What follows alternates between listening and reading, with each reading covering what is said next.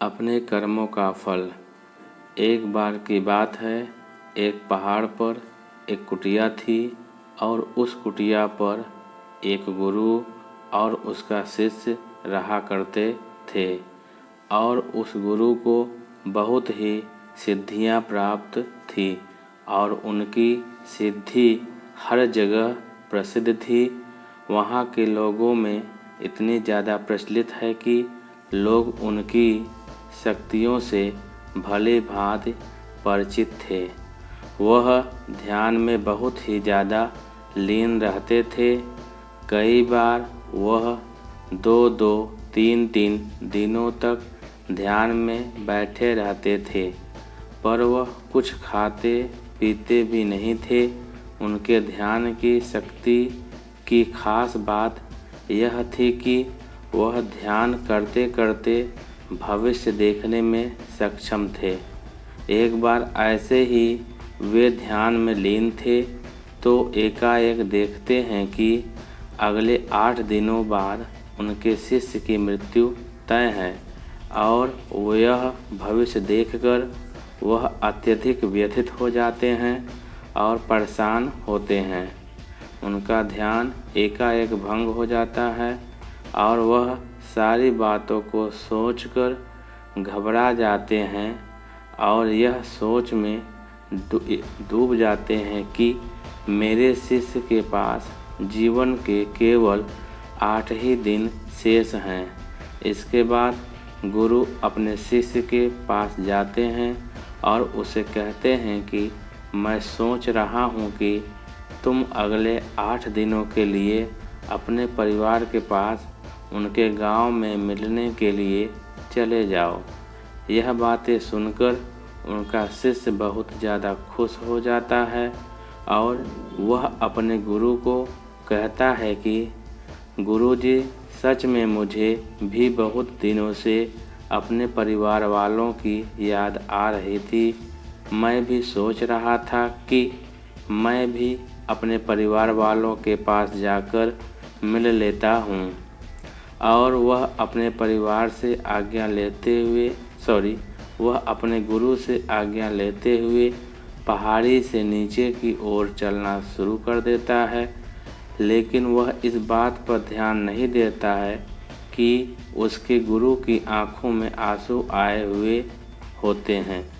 वह चलते चलते पहाड़ से जैसे ही नीचे एक समुंदर के पास पहुंचता है तो देखता है कि एक रेत के टीले के पास चींटियों का घर था और उस घर से बहुत सारी चींटियां बाहर की तरफ आ रही थीं और बहुत सारी चींटियां अंदर की तरफ जा रही थीं।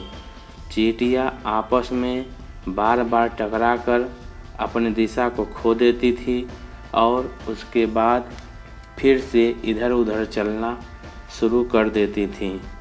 यह देखकर उस शिष्य को बहुत ज़्यादा आनंद आ रहा था, लेकिन वह एकाएक देखता है कि समुद्र की लहरें बहुत तेज़ी से उफान ले रही थीं।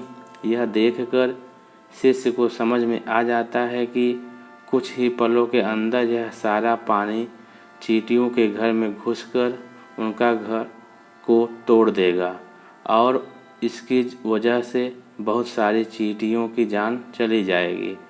वह अपनी समझदारी दिखाते हुए अपने ऊपर वाले वस्त्रों को खोलता है और उसके अंदर रेत भरकर एक तरह की बड़ी सी दीवार उस चींटियों के घर के ऊपर बना देता है।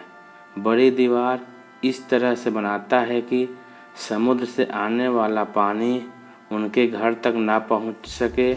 साथ ही साथ वह अपनी समझदारी दिखाते हुए एक तरह की नाली बनाता है, जिसकी वजह से वह समुद्र की तरफ से आने वाला पानी उस नाली में बहकर दोबारा समुद्र में जा सके। इस समझदारी की वजह से बहुत सारी चींटियों की जान बचा लेता है और आने वाली एक नाव में बैठकर अपने घर की ओर समुद्र पार करके निकल जाता है। वह अपने परिवार के साथ आता है और उसे पता भी नहीं चलता कि कैसे समय गुजर जाता है। वह अपना सामान बांध कर सोचता है कि अगले दिन मैं अपने गुरु के पास वापस चला जाऊंगा। अगले ही दिन मैं सुबह सुबह वह अपने गुरु के पास जाने के लिए निकल जाता है। वहाँ उसके गुरु कुटिया में बहुत ही ज़्यादा दुखी होते हैं। उनको लगता है कि उनके शिष्य के 8 दिन पूरे हो गए, अब तो मेरा शिष्य इस दुनिया को छोड़कर जा चुका होगा। वह गुरु उसके दुख में होते हैं कि एकाएक वह देखते हैं कि कोई मनुष्य उनकी कुटिया की ओर आ रहा है। वह जब ढंग से देखते हैं तो उनको पता चलता है कि यह तो उन्हीं का शिष्य है जो उनकी ओर चला आ रहा है। वह दौड़कर एकाएक अपने शिष्य के गले लग जाते हैं और अपने शिष्य का हाल चाल पूछते हैं और शिष्य यह देखकर चौंक जाता है। गुरु को समझ नहीं आता है कि कैसे उनका देखा हुआ भविष्य गलत हो गया। वह अपने शिष्य से पूछते हैं कि बेटा, तुमने इन 8 दिनों में क्या क्या किया। शिष्य अपने परिवार के साथ बिताए हुए सारे पलों के बारे में बता देता है, लेकिन उसके गुरु को ऐसा कुछ भी इन 8 दिनों में खास नहीं लगा। फिर शिष्य कहता है कि मैं आपको एक बात बताना भूल गया। जब इस पहाड़ी से मैं नीचे समुद्र की ओर गया था, तब मैंने ऐसे ही एक चींटियों की जान बचाई थी।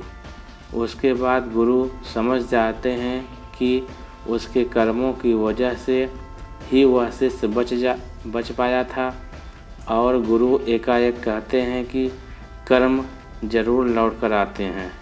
तो साथियों, इस कहानी से हमें यह सीख मिलती है, जीवन में हमेशा ऐसे कर्म करो जो कि कभी लौट कर भी आए तो आपका भला ही करे। हमारे कर्म हमेशा लौट कर वापस ज़रूर आते हैं, तो हमेशा ध्यान रखें, किसी का भी बुरा न सोचें, ना ही किसी का बुरा करें, सबका भला सोचें। अगर हमारी यह छोटी सी कहानी आप लोगों को अच्छी लगी हो तो प्लीज़ हमारे चैनल को ज़रूर सब्सक्राइब करिएगा। धन्यवाद।